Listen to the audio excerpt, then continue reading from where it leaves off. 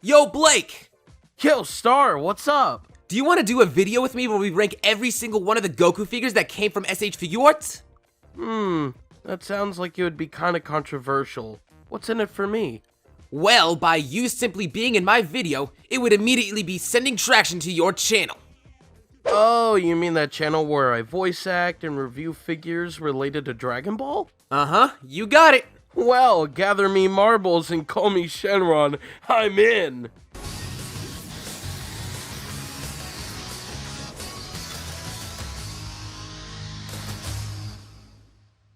Goku. Goku. Goku! Kakarot. Well, whomever you know him as, you instantly recognize him as an incredible icon of anime and pop culture as a whole. And you know what that means? Toys! SHFiguarts is the biggest, most popular line for Dragon Ball figurines to date. And as you'd expect, they've made a crap load of Gokus. I swear, it's always around this time the Dragon Ball Z figure community is gushing over the newest Goku release, and I love it. Well, hey, you can't blame us too much. With Goku being a character that has made a lot of growth throughout the franchise, it's only natural that we get a bunch of figures of him. It's no surprise that they milk the character, considering they love taking our money.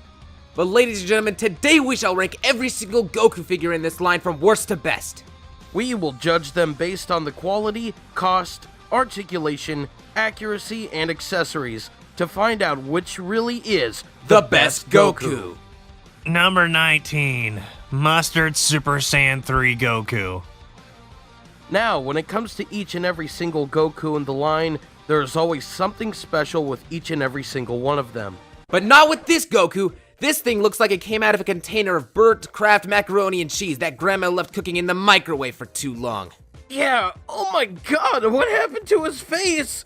Ooh, thought it would be a good idea to use mustard instead of paint. When the figure first came out, it was really the only option we had for a decent Super Saiyan 3 Goku in this scale.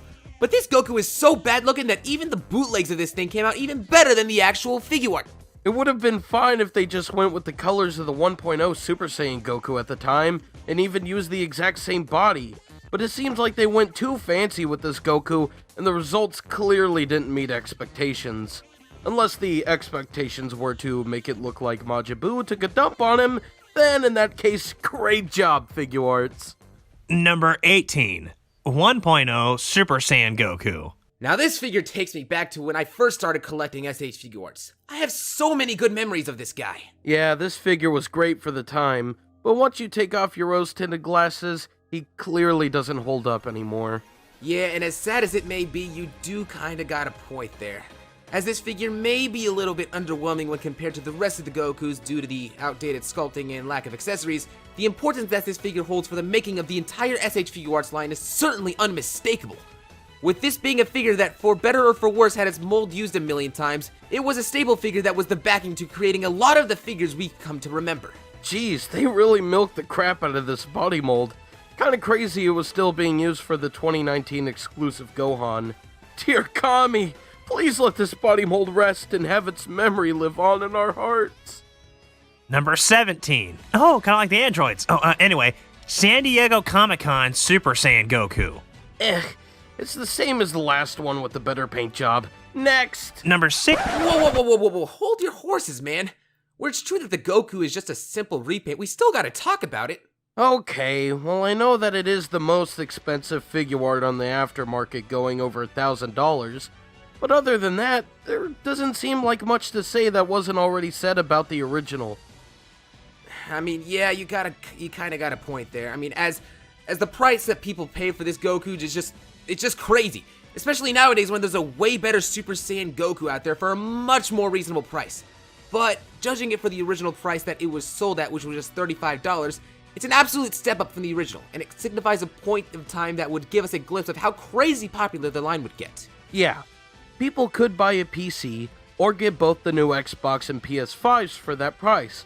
But no, people just have to sink in over $1,000 into a Goku that can be easily made better by repainting the 1.0 you already have. Number 16, 15, and 14. So there's 1.0 Kaioken Goku, 1.0 Base Form Goku, and 1.5 San Diego Comic-Con Base Goku. Now, all three of these figures are almost exactly the same, so let's explain why Kaioken comes from... What is it, Blake? If Super Saiyan 3 was the mustard, Oh no. then this dude is the ketchup! But all jokes aside, he doesn't look like that bad of a figure. The problem with this figure is the way they handled the colors. When compared to how the other Gokus looked, he doesn't really hold up. Yeah, and considering the fact that a newer Kaioken Goku came out, it shows that this one could have been painted with a brighter and more saturated red than the one used here. But what we're left with is a dull finish that could have honestly looked a lot nicer. Yeah, and that screaming face looks really unnatural compared to the one we got with the 1.0. Speaking of which, let's get more into him. This Goku is a classic. Being one of the first figures that a lot of people had when they first collected the line, it still holds up a lot till this very day, even when compared to the 2.0 Goku in some aspects.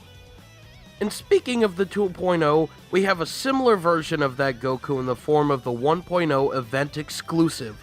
With the change to the belt piece and the more vibrant colors, he easily goes over the regular Goku without a question. It's just a shame that when they made the Kaioken Goku, they used ketchup to paint it. Goes to show just what a simple paint job can do to an overall figure. Okie dokie, moving on to number 13. Event exclusive, Kid Goku. Now we're getting into the good stuff. Kid Goku was a very recent exclusive, so it may be a little confusing for some to see it come out this low on the list. It's an amazing Goku, don't get me wrong, but the reason it ranks so low is because it lacks the accessories that made the first one so great. When it comes to the accessories, we don't get the iconic Nimbus that he came with. And instead of the screaming face that came with the first Goku, we got a smirking face. The smirking face is great, but they really should have replaced the faces with one of the two happy faces that came with the original. Yeah, and I feel like the options for the poses that you could get this Goku into suffers as a result, because those two faces that you got are really at their best when he's on the flying Nimbus. He still comes with a lot of accessories, but those two accessories that they removed are really the most integral for posing this Goku around. Powering up to number 12, 1.0 Super Saiyan Blue, Resurrection of F Goku. So based on the talk we had about the last character regarding accessories, you should be able to put together why this Goku ranked above the Kid Goku. This Goku is just absolutely amazing. This is the first ever Goku that has ever been graced with the option of having an alternate head to change forms. And that's the special thing about it that puts him over the Kid Goku on the list. All of the accessories helped elevate this figure to make it one of the best overall Goku figures of its time. And when you don't include the event exclusives, this figure stands as a landmark for it being the last Goku that took upon the 1.0 style. The nostalgia for this one is real, folks. Yeah, number 11, Super Saiyan 3 2.0 Goku. Mustard Goku, killing with fire. Oh, wait, it's actually a good one. This figure is awesome! Leagues better than the regular, and was the first figure to introduce us to the 2.0 Goku body mold that we've become familiar with. The hair is painted with a beautiful glossy yellow, and the faces look really good. Except for the smirking face. That one looks weird. Also, why didn't they change up the hair sculpt? Feels like a bit of a missed opportunity to make the sculpt more accurate. It also makes the figure difficult to balance due to the weight of the hair itself. I gotta address the elephant in the room because I really don't want people to get the wrong idea. Why did he not make it into the top 10? It's not because I think the figure is bad, or we think the figure is bad. It's just that compared to all of the other Gokus in this line, he doesn't hold up as well. And this could be said for a lot of other Gokus in the list. Even for all of the Gokus that we've criticized before this, we don't think they're bad. But there's just things about each that do their jobs better than others. Number 10, Kid Goku. Alright, so here we are, finally getting into the top 10. If you're getting into the line, these are the Gokus you should definitely look out for. The SHFiguarts Kid Goku is totally radical. Being the Kid Goku that started the original Dragon Ball line, it remains a must-have if you want to collect figures from this part of the series. We discussed this when talking about the event exclusive, but that flying Nimbus accessory combined with the happy faces makes this figure adorable. The only downside to this figure is not including a serious face. The scene where he saved Tien from King Piccolo was a really awesome moment in Dragon Ball, and it's a bummer that it can't be recreated in figure form. Otherwise, the play factor for this Goku is really out there. Even though you don't have that specific face you may want, there's still a ton of options for posability that this Goku offers, much more than the event exclusive. Breaking away from double digits with number 9, Super Saiyan God Goku. This is where the list gets incredibly difficult because this Goku is one of our personal favorites. Super Saiyan God is one of our favorite transformations in the series, and it hurts that I have to put it this low. The reason why it's here is because it was a web exclusive. Usually it wouldn't affect much, but because of the $60 price point, it causes the objective value to suffer. But going over the positives, I think that the Goku gives you just about everything you would need in a Super Saiyan God Goku. It's a skinnier form, but not too skinny to where it stands out for it. His design in this series can really differ depending on who's animating with him, so I really like that it took a more middle approach that isn't totally one-to-one with the original character design. What's happening? Number 8, event exclusive Goku Black. This Goku Black gives you a lot to play with in terms of accessories, like his exclusive aura effect. But he's lacking a base form head, which came with the original release, and that's a big no-no. Other than that, he's a great stand-in for the original in terms of bang for your buck. The point of this Goku Black was to emphasize the Super Saiyan Rose transformation. They took the base form faces and made them into Rose, as well as shaded the entire body with a really nice pink. The most controversial thing about this figure is the hair. They made it with a transparent plastic, and it's a very subjective choice. In some areas it works, and in others it really doesn't. One of the things I've said a few times about this figure due to the nature of it is that it looks more like one of Goku Black's clones. The darker pearlescent colors resembles the clones that we saw him use in the series. Regardless of who this is, he's merely a shadow of the original. Let's be done with this imposter and move on to the next figure. Well, alrighty then. Wow, talk about an out-of-body experience. On to number 7, Super Saiyan Blue Goku. You know, I wonder what Tamashi was thinking over at headquarters when they were making this figure. Alright everyone, it is time to make as many figures as we can off the Broly movie. We have to invest off the hype. So, does anyone have any brilliant ideas? Well, we can make another Goku. Brilliant! What kind of Goku should we make? How about we take the Super Saiyan 3 mold, combine that with the Saiyan raised on Earth, and slap a blue head on it? Yes! Yes, this is brilliant! The fans needed an updated Super Saiyan Blue Goku. So, how do we make the new Super Saiyan Blue head? We don't! We already have one, but he's pink! Shouldn't we try something new on it to make it feel more original? Well, all we gotta do is make new faceplates and add some shading, and we are good. Well, wouldn't people be opposed to buying something they already have? Nah, just discount it and it'll sell like hotcakes. This is Goku after all. Yes, you're right! Marketing genius! Hang on, shouldn't we at least fix up the hair to make it look more accurate?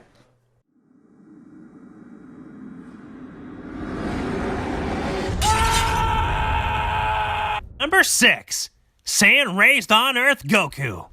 Everyone's basic Goku. The very first Goku to start the trend of having one cheap Goku a year, and is something that your Instagram friends are somehow stealing for $10 over at Target. $10? That's robbery! All jokes aside, props to these guys getting good deals because this Goku is incredibly popular.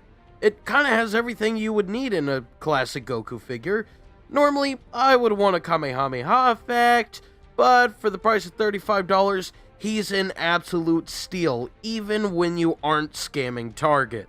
If you're new to collecting this line, it is absolutely mandatory that you have this Goku in your collection. Swapping the base form head on other Goku figures is an experience of its own, and the faces that are on this Goku are much better than the ones on the 1.0. Number 5, Awakening Goku. This is a Goku figure that has strongly held the test of time for quite a while, and in terms of Goku figures, it's still among the best. The sculpt on this figure's clothing is fantastic, and the shading on the skin tone is marvelous. What do you think of it, Blake? Blake? Yeah. I have a hard time feeling the same way about this Goku. It's just that screaming face bothers the crap out of me. I don't know how to explain it. I really don't see the problem with it. I mean, I get that it may look a bit outdated, but I feel like it matches the anime when he screams at Frieza. I don't know, man. His eyes are weirdly slanted, and he has golden eyebrows. It just looks weird. But he is a fantastic Goku otherwise. Agree to disagree, but for it being the first battle-damaged Goku, its significance is undeniable, and we've yet to have a better Super Saiyan head from the line. Number 4, 2.0 Kaioken Goku. Oh my god, he's so shiny! He looks so good! What the hell happened back in 2017? What were they thinking? This Goku is leagues ahead of ye old ketchup man. Blake, I don't know why you're yelling that loudly. Why aren't you yelling louder? You don't see figures painted like this unless they're exclusives. And he's only $35. Bandai, you've outdone yourselves. And on top of that, he comes with 2 alternate hair sculpts. 2 for God's sakes! I can't believe we're yelling this loudly and we haven't even gotten to the top 3. Let me go get some water. My throat hurts.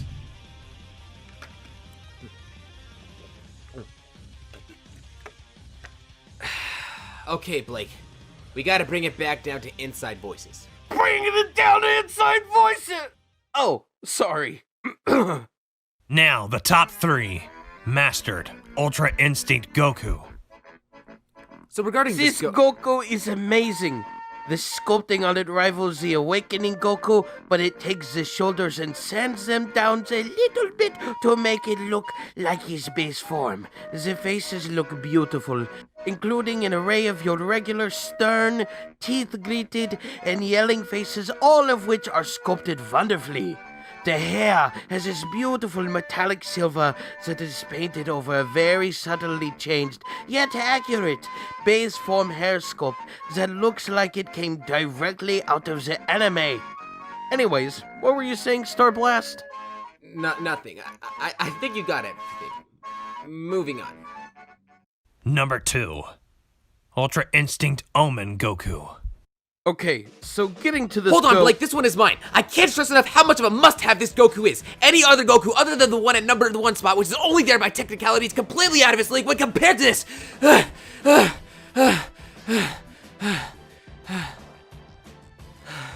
Did you take out your biases, Star?